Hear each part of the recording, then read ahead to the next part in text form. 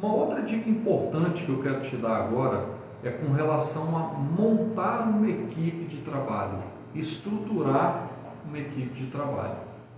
Eu disse anteriormente que a primeira coisa que você ia fazer dos projetos seria, né, criar ali, já estruturar o seu projeto arquitetônico, que a partir dele seriam criados os demais projetos. Uma dica que eu te dou aqui é que você procure um escritório que te atenda completamente com todos esses projetos, para que tudo fique centralizado naquele escritório, que inclusive seja um escritório que também tenha já uma experiência até em financiamento também, porque existem algumas documentações que precisam sair dali também da mão do arquiteto, por exemplo, quando precisa fazer uma planilha, que a gente chama de PCI agora. Então, eu falo isso por conta da comunicação, por conta da agilidade. Isso vai facilitar muito a sua vida também durante a obra. Isso vai facilitar muito a vida do construtor também. Tem muito cliente que às vezes, lógico que tentando barganhar preço, ele não está errado, mas é porque ele não conhece o processo. Às vezes, vou te dar um exemplo aqui, você gastaria, sei lá, 15 mil reais para elaborar todos os projetos em um só escritório.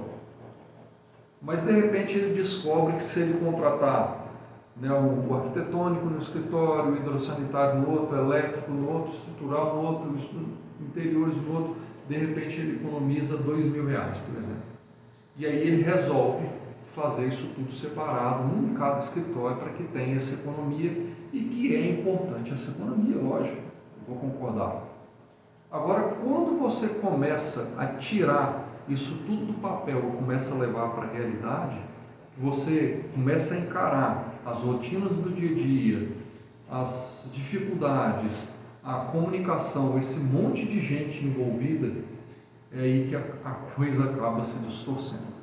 Eu mesmo tive uma situação esse ano como construtor, que eu executei uma obra, já concluí no início do ano, e que a gente tinha cinco escritórios envolvidos.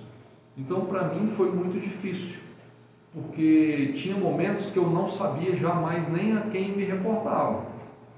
Eu estava executando uma fachada da casa, aí de repente eu estava tratando com um arquiteto, mas já era um outro de decoração. Daqui a pouco eu queria falar sobre a decoração, mas era o arquiteto porque tem um motivo lá. Sorte minha que o meu relacionamento com todos esses profissionais foi excelente. São pessoas super capacitadas, pessoas boas, sabe? Responsáveis, atenciosas, pessoas presentes, com o intuito de ajudar mesmo. Então isso aí foi fundamental para que a coisa fluísse. Mas eu confesso que nossa comunicação ficou bastante distorcida. E principalmente com o cliente, porque na obra a gente já tem tanta experiência, tanta vivência, que a gente ainda vai, se acha, porque precisa fazer. Agora o cliente, ele fica, você, né, fica completamente perdido. Você, durante a obra, você já não sabe mais a quem reportar. Você acha que fulano é responsável por uma coisa, já não é mais, você já não sabe a quem perguntar as coisas, já não sabe a quem cobrar, e normalmente o profissional, aí o que acontece é que está menos apto e que acaba carregando uma carga muito maior nas costas aí de cobrança e até indevida. Então, não compensa, a dica que eu te dou, fazer esse tipo de barganha.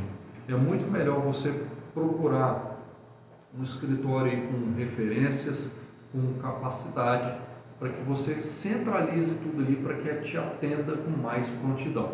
E aí eu vou estender um pouquinho mais o nosso assunto, porque já vai envolver o construtor também. Às vezes você não se toca, não percebe, mas você está gerenciando o processo construtivo. Você é o cliente, você precisa resolver as coisas e as decisões partem de você. É lógico que as coisas técnicas não são de sua responsabilidade, alguém está executando, mas você é o comandante. Então, como eu disse lá no primeiro, lá na introdução, né, que você precisa ter consciência que você precisa participar do processo. Então agora, é como se você estivesse fazendo um grande processo seletivo e você precisa contratar pessoas que estejam aptas, que estejam capacitadas para fazer aquele serviço que você está terceirizando. Quando você quer lavar um carro e você não está com paciência, você pede para alguém lavar e paga. Você corrige depois, você olha. Se você precisa arrumar a sua casa e não está disposto a fazer aquilo, você vai contratar uma diarista, uma faxineira, você está terceirizando aquele serviço e você vai pagar e depois você vai vistoriar. E essas pessoas você vai criar um bom relacionamento para que você tenha um resultado final agradável.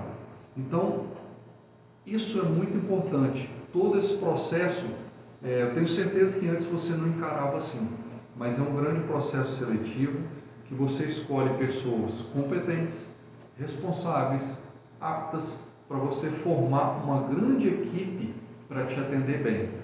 E tenha consciência de mais uma coisa: essas pessoas que estão com você, estão ali diariamente, na luta, batalhando, te ajudando com responsabilidade, são pessoas que você precisa ter um grande relacionamento. Um relacionamento excelente. Nunca se desentenda com uma pessoa dessa. Você precisa dessas pessoas ao seu lado. Então você precisa conduzir essa grande equipe. Então se aproxima do seu arquiteto, do seu engenheiro, do seu construtor. Não estou falando que você tem que alisar erros e nem nada, não, ficar perdoando, não é nada disso. Corrija, não tem problema.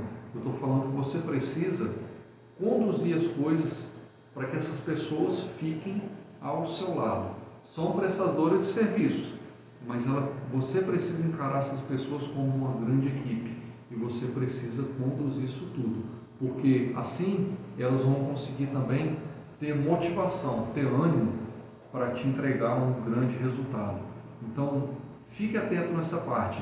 Você precisa formar uma grande equipe comprometida com você.